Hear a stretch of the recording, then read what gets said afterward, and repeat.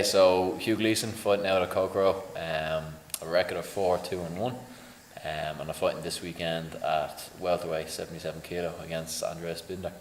So for a welterweight fight, so it's nice to fight at welterweight this time, not worry about weight cuts or anything like that. So why do you fight a couple of different weight classes?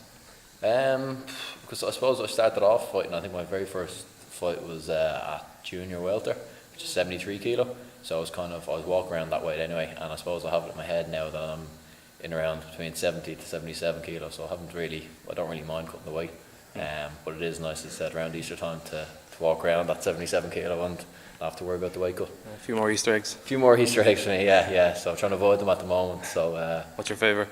Favourite Easter egg, have to go with the Cadbury's. Cadbury's are Lindt. Chocolate man. So nice, good choices. Just want to talk about your fight this weekend. What do you know about your opponent?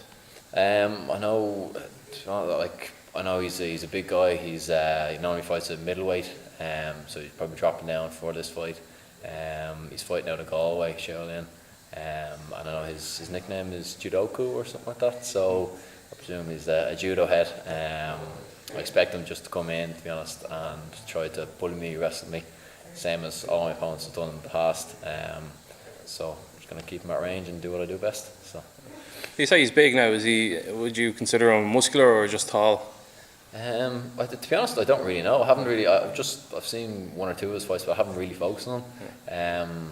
I don't really focus on that with lads, because down here we're training with guys that are big, small, tall, muscular, not muscular, so it doesn't really make a difference.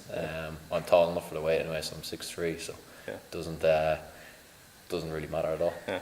So this is you're fighting on Akuma X or Akuma 10. Yeah. Have you fought in this promotion before? I've fought it before. I think my very first fight in Akuma. Yeah, very first one was in Akuma. So it's a great promotion. Stephen Moore running it. So I can't wait to get back in there and do it again. Excellent. And what is it about fighting up north these days? Because you fought there just a couple of weeks ago at Clan Wars. Yeah. Why is it that you fight up there and not down here? So down here you have to, for amateurs anyway, you have to wear the rash guard and the shin pads and stuff like that. And because I've been fighting at the very start without them, it's nearly like a step back if it was to fight down here again. It's not to say I wouldn't like to fight down here; it'd be great, but unfortunately, there's no shows around that you can do that anymore. So it's all either up north, over in England, or up in Scotland. So unfortunately, that's the way it is. But I don't see the point in stepping back and going with the whole shin guards and rash guard and stuff like that now. So. Would you like a change to be made there, and if so, what way? I think there needs to be personally. I think there needs to be like a class in between that pro and amateur. Like there was before. I remember the old C class before and the B class, but now I think there's too big gap. If a fighter wanted to go pro down from south, going straight in with no shin guards and elbows and all that, I just think there's too big of a gap between the two. So I think it'd be very hard for anyone that's looking to go pro, that it's just fought mainly out of down south to go pro. So that's my own thoughts, but.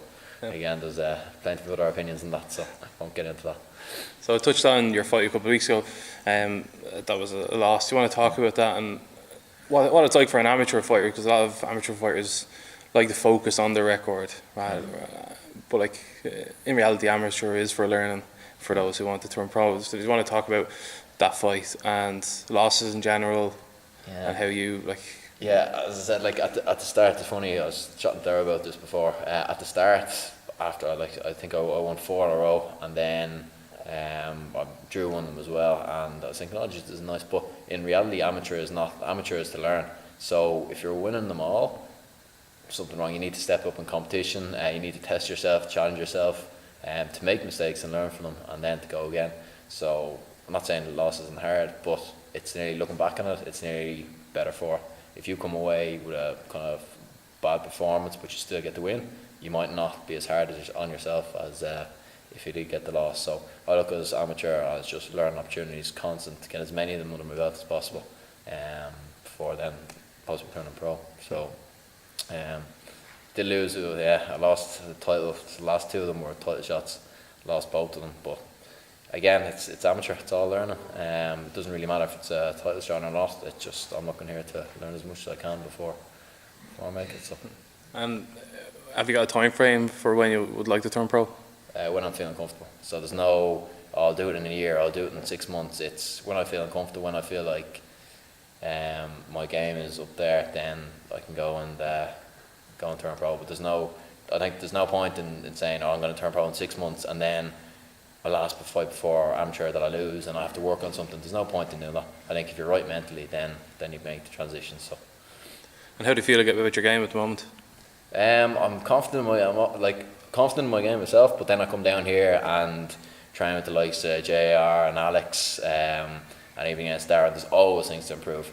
I'm really happy with fitness levels, things I'm learning at the moment, but there's always areas to improve on. So that's the way I look at it as well. So even if you're at the top of the top, there's always something you can work on. The joys of mixed martial arts. So yeah. So often a week do you get to train? At the moment in the final year of college, so it's harder and harder to train. But generally, come down maybe 4 or 5 nights a week, and you might do between 2 to 3 hours training at night, and then in the mornings you might go for a run, say maybe 2 or 3 in the mornings, and then gym S&C for two the other days as well, 2 the other mornings. So nearly 5 times a week, twice a day. When I can, kind of thing. So life gets in the way, unfortunately. What are you studying in college? Sports science, actually. So it kind of fits in well. So I'm really interested in the whole human anatomy, sports science, physical performance. So it ties in with MMA very, very well. So. And what's the reaction to people in college when they find out you're a fighter? We've a couple of boxes in there at the moment. To be honest, most of the guys in there are from high performance sporting backgrounds anyway, and they train well more than me. So they find this interesting, especially coming in with black eyes or dodgy ear sometimes. But again, I look to them and I think to see them train for the Olympics and stuff like that, which is it's huge compared to what I think down here. It's an amateur sport in one way, but it's not really another. It's more of a semi-professional. Do you think your course has helped you in the sport? Oh, big time, yeah. Sometimes too much. Again, they come down with like your theory versus your applied. So, for example, some stuff at the moment, boxer, why would you run an MMA? Why would you do your 10k runs, your slow cardio? It doesn't, whatever, it impedes performance. But then again, it helps in one way, but then the science behind it says it doesn't. So what way do you go down? So I think I got too caught up in it maybe before, and the whole has to be to plan, everything has to be to plan, sports science specific, but in reality it doesn't work like that. Fight's a fight, so that's the thing. So when you're qualified now, would you like to stay working, would you like to find your own way in mixed martial arts in regards to your course? Or there's a big gap there because even say combat sports in general, say judo, boxing, the Olympics, but there's the sports science kind of starting to evolve in there, but not the same degree as say soccer or rugby, or even GAA. And MMA is just completely new ground for that. So yeah, I'd love to get in there. There's so much. It's a huge area that you can kind of get into because there's so many different aspects of it. There's not been one. There's not one protocol you follow. So I would love to get into it. I have to say. So just elite sport in general just fascinates me. So. Excellent, that's great. Just one last thing. Have you got a prediction for the weekend? Win, of course. Yeah. So I was going. It's funny. The people always ask you, "Oh, do you think you're going to win the weekend? Do you think you wouldn't bother training 5 nights a week, looking after your diet, getting up early in the morning, going for a run?" I don't see any point why you get into that cage against another lad if you weren't confident in yourself. So yeah, win, of course. Excellent. Yeah. Thank you very much. Cheers. Cheers. Thanks, man. Thanks.